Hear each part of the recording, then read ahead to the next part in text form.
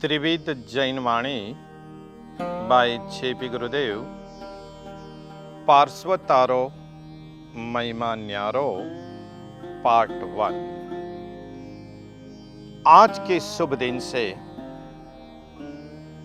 प्रभु पार्श्वनाथ की जन्म कल्याणक की त्रिदिवसीय आराधना का शुभारंभ होने जा रहा है।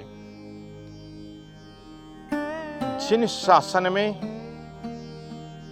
जैन धर्म में पार्श्वनाथ भगवान की महिमा एकदम अलौकिक, अपरंपार और न्यारी बताई गई है। उनका जो प्रभाव है, उनके नाम में जो चमत्कार समाया हुआ है, उनके जीवन से जो लोगों को अलग अलग अनुभव प्राप्त होते हैं, वो सचमुच मानव के जीवन की कई पीड़ाओं को हरने वाला, मानव की जिंदगी के कई दुखों और दर्दों को मिटाने वाला। इसलिए तो कहा गया है कि पार्श्वतारो महिमा न्यारो। वैसे तो देखा जाए तो जैन धर्म में 24 तीर्थंकर प्रभु है, लेकिन 24 तीर्थंकर प्रभु के अंतर्गत अगर देखा जाए तो सबसे ज्यादा महिमाशालीन अगर किसी का नाम हो तो उसका नाम है प्रभु पार्श्व, जिनका नाम 1-2 नहीं, 2-5 नहीं, 5-25 नहीं, 50-100 नहीं, परंतु पूरे 1008 नाम परमात्मा पार्श्वनाथ के इस दुनिया के अंदर जग प्रसिद्ध है। पूरे 1008 नाम, और प्रत्येक नाम के साथ कोई न कोई ऐतिहासिक घटना जुड़ी हुई है, कोई न कोई विशिष्ट अनुभव जुड़ा हुआ है, कोई न कोई अति विशिष्ट चमत्कार जुड़ा हुआ है, क्योंकि उनके नाम का जो प्रभाव है वह मनुष्य की तकदीर को पूरी तरह बदल देता है। इसलिए आज भी आप देखो, अनेक अनेक तीर्थ होने के बावजूद भी प्रभु पार्श्व के नाम, मूल तीर्थ गुजरात में अहमदाबाद से विरमगाम एंड टुवर्ड्स राधनपुर जाते हुए बीच में आता है शंखेश्वर। श्री शंखेश्वर महातीर्थ, वहां पर विराजमान मूलनायक श्री शंखेश्वर पार्श्वनाथ प्रभु, जिनकी महिमा बड़ी भारी है, जहां पर गांव परगांव से, देश विदेश से हजारों लाखों नर नारी प्रभु भक्त स्वतः स्वयंभू प्रभु की यात्रा करने पहुंचते हैं, प्रभु का दर्शन करने पहुंचते हैं, प्रभु की पूजा करने पहुंचते हैं, प्रभु का जाप करने पहुंचते हैं।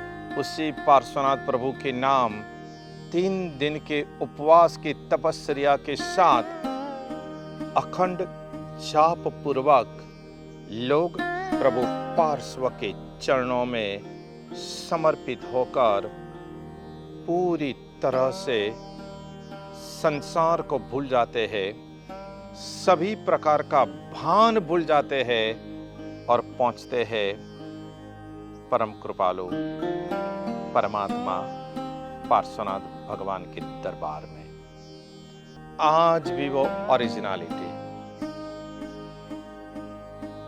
यहां पर विराजमान श्री शंखेश्वर पार्श्वनाथ प्रभु, इनकी महिमा क्या है? इस 24 के 24 तीर्थंकर प्रभु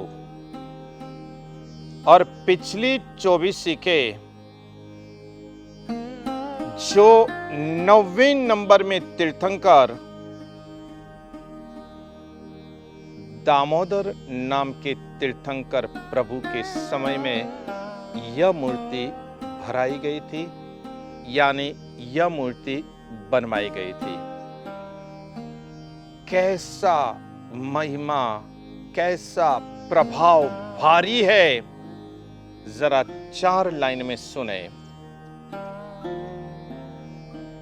दामोदर जिन मुख सुनी